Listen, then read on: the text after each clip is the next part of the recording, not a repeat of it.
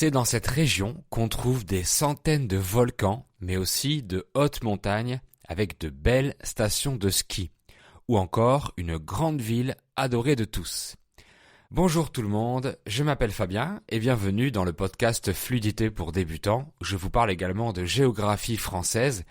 Et dans cet épisode, on continue notre découverte des régions de France. Il nous reste 3 régions à explorer. Aujourd'hui, on découvre l'Auvergne-Rhône-Alpes. Pour améliorer votre français, écoutez cet épisode une fois en audio, puis réécoutez-le plusieurs fois avec les sous-titres dans une langue que vous comprenez sur la version YouTube. Ensuite, réécoutez plusieurs fois en lisant à la transcription française ou avec les sous-titres en français. Tous les liens utiles sont dans la description. La région est née de la fusion entre l'Auvergne et le Rhône-Alpes.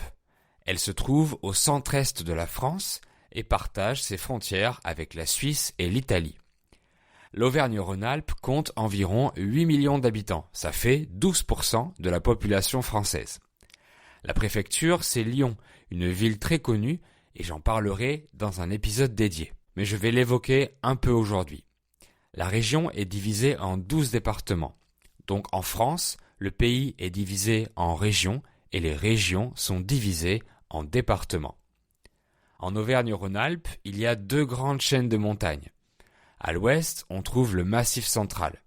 Ce ne sont pas des montagnes très hautes, mais c'est un grand territoire. Cette zone est surtout connue pour ses volcans. Il y en a plus de 200. Ne vous inquiétez pas, ils sont éteints depuis très longtemps, donc ils ne sont pas actifs. Le plus célèbre, c'est le Puy de Dôme, qui a donné son nom à un département. Ce volcan a plus de 11 000 ans. Dans la partie qui s'appelle la chaîne des Puys, il y a environ 80 volcans, dont certains avec des cratères. Un cratère, c'est le trou par où sort la lave. Maintenant, il y a souvent des lacs à la place des cratères. Le Massif central est aussi un grand parc naturel et une zone où on peut voir beaucoup de nature à l'état sauvage. Il y a même un parc d'attractions sur le thème des volcans qui s'appelle Vulcania. C'est un ancien président français qui l'a créé, Valéry Giscard d'Estaing. À l'est, il y a une autre chaîne de montagnes, les Alpes. Ici, on trouve le Mont Blanc, le plus haut sommet d'Europe occidentale. Il est partagé entre la France et l'Italie. Les Alpes, c'est aussi le paradis du ski, avec des stations célèbres comme Chamonix, Courchevel ou Megève. Mon épouse et moi, on a visité Annecy, une très jolie ville au bord d'un lac qui porte le même nom. On a trouvé la ville très calme et moderne. Dans la région, il y a aussi la charmante ville de Grenoble. Si vous aimez les beaux paysages, vous pouvez prendre le train de la Mure pour admirer la vue. C'est le premier train électrifié au monde, inauguré en 1888. Dans les Alpes, les spécialités culinaires sont délicieuses.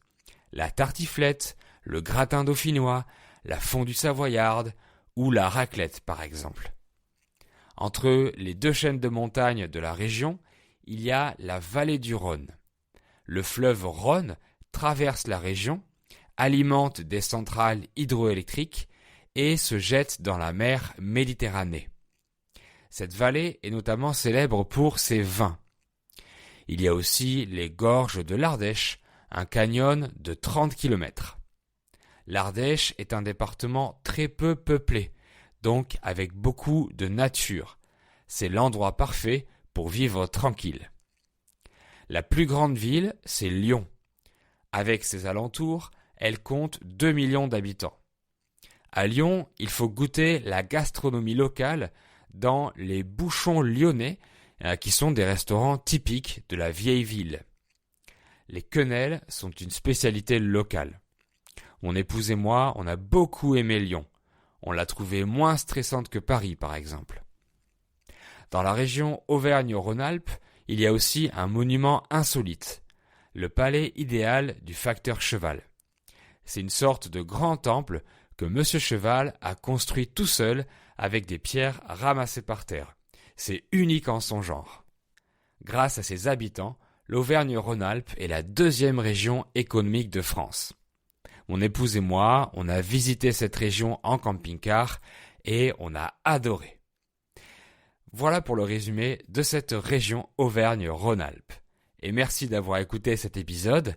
Si vous l'avez aimé et qu'il a été utile pour vous, abonnez-vous et mettez un like et 5 étoiles sur les plateformes de podcast pour me soutenir si vous voulez plus d'épisodes. À bientôt!